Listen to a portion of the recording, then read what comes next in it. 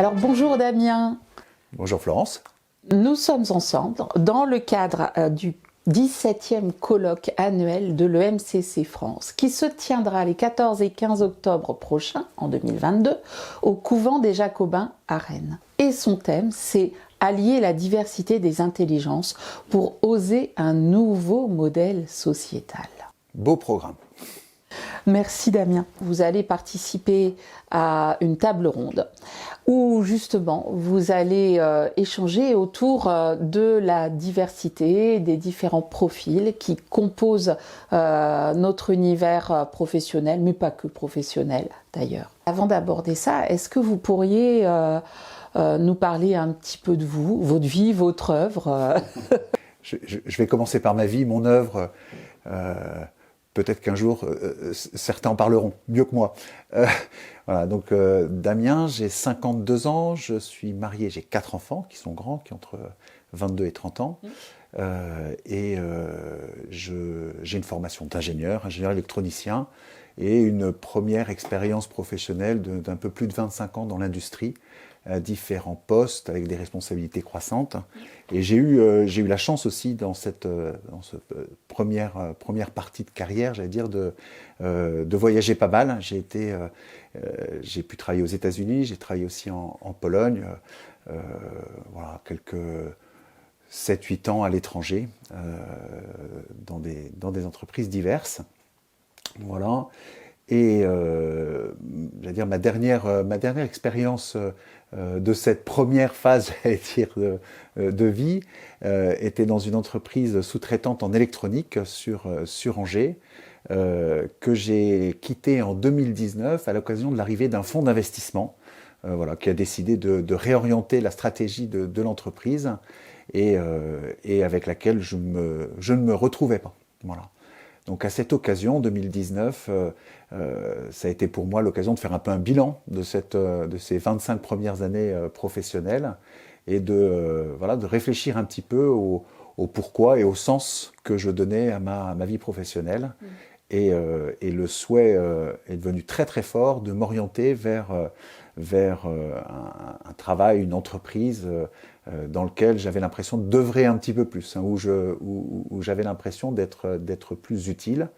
Et assez naturellement, je me suis tourné et j'ai essayé de connaître des entreprises, je veux dire, sociales et solidaires, enfin de ce champ-là. Et j'ai eu la chance de découvrir Bretagne Atelier, qui s'appelait Bretagne Atelier à l'époque, en 2020, et qui m'ont accueilli comme directeur commercial. Voilà. Donc je suis depuis 2020 directeur commercial de Bretagne Atelier, qui a changé de nom ce mois-ci, il y a quelques semaines, et qui s'appelle aujourd'hui Talendi. Une deuxième partie de carrière, un renouveau qui va cultiver vos valeurs, qui va cultiver votre jardin. Mais pas que votre jardin. Qu'est-ce qui fait que vous êtes aujourd'hui complètement viscéralement, hein, j'ai pu le sentir quand on a discuté un petit peu tout à l'heure, qu'est-ce qui fait donc que vous êtes viscéralement engagé dans Talendi? Alors, Talendi, déjà un petit mot, hein, oui, pour exprimer et expliquer ce qu'est cette belle entreprise. Talendi est une entreprise adaptée. Hein, donc c'est une entreprise ordinaire dans le champ de la sous-traitance mécanique. On est un intégrateur ensemblier, on travaille pour des grands donneurs d'ordre de secteurs d'activité assez prestigieux comme l'aéronautique, le ferroviaire, l'automobile, mais pas que, hein, de façon très large, hein, l'industrie. Et on a une mission, on est une entreprise à mission. Notre mission, c'est de redonner de l'emploi et de la confiance dans l'emploi à des personnes qui en sont éloignées du fait de leur handicap. Voilà. Donc ça, c'est la mission au fronton, j'allais dire, de l'entreprise Talendi. Et ce qui fait que j'ai trouvé chez Talendi quelque chose qui résonnait en moi, c'est que malgré tout, dans cette première partie de carrière, j'avais des valeurs fortes, hein, qui étaient basées sur la dignité des personnes, sur la confiance, sur le respect, et que j'ai vraiment trouvé et découvert chez Talendi, vraiment déployé complètement. Et je pense qu'être une entreprise à mission, c'est mettre effectivement cette mission en en premier avant et que les conséquences économiques, clients, etc. sont effectivement des conséquences par rapport à la mission première de Talentis, qui est l'accueil des personnes en situation de handicap. Voilà, donc ça a complètement vibré par rapport à ce auquel je crois, hein, sur la dignité des personnes et la dignité des personnes par le travail. Vous parlez des personnes, de la réinsertion de personnes handicapées. Mais qu'est-ce que vous entendez par handicap exactement? Alors, handicapé, c'est un terme qui est assez général. J'aime bien parler de fragilité, parce qu'en fait, quand on parle de fragilité, on parle de nous tous. En fait, on a tous une part de fragilité. D'abord, on est fragile, et généralement, on finit notre vie fragile. Donc, la fragilité, c'est quelque chose qui est inhérente à toute personne, à toute l'humanité. Des personnes en situation de handicap, finalement, effectivement, cet aspect de fragilité est peut-être plus marqué, mais voilà, cette attention portée aux fragilités est quelque chose d'essentiel pour moi. Vous parlez de fragilité, effectivement. Les fragilités, c'est les vulnérabilités. C'est la manière dont on peut naître parfois. Voilà, la vie distribue les dés de manière un petit peu inéquitable. Et puis parfois aussi, c'est la façon dont la vie nous cabosse. C'est forcément des fragilités visibles.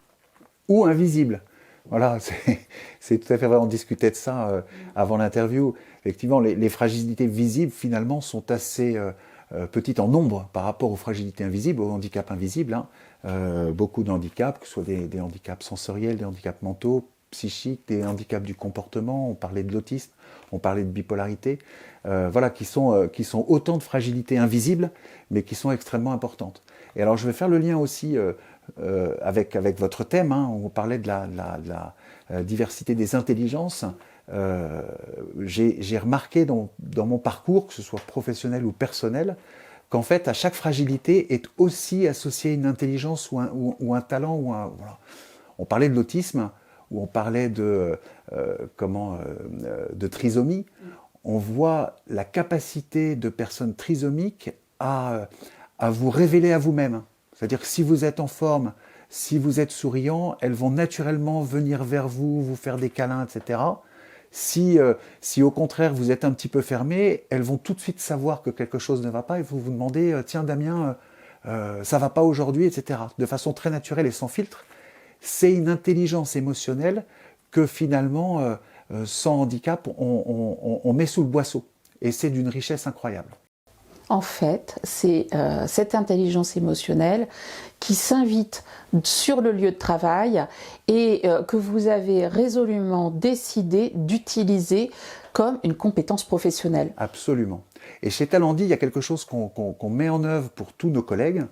C'est-à-dire que quand on les accueille, c'est des personnes qui sont généralement éloignées de l'emploi déjà depuis pas mal de temps, qui ont éventuellement, on en parlait tout à l'heure aussi, des accidents de la vie, hein, après un AVC, un burn-out, qui n'ont pas travaillé pendant des années, des mois, voilà, et pour qui le retour à l'emploi est compliqué. On va venir les accompagner pour aller chercher où se situent leurs talents, leurs compétences, et pour s'assurer que le retour à l'emploi se conjugue avec la réussite et le fait de retrouver de la confiance. Et c'est extrêmement important pour les personnes, mais aussi pour l'entreprise. C'est-à-dire qu'une personne qui va se sentir accueillie, compétente, à l'aise dans son emploi, va être en mesure de participer à la mission de l'entreprise.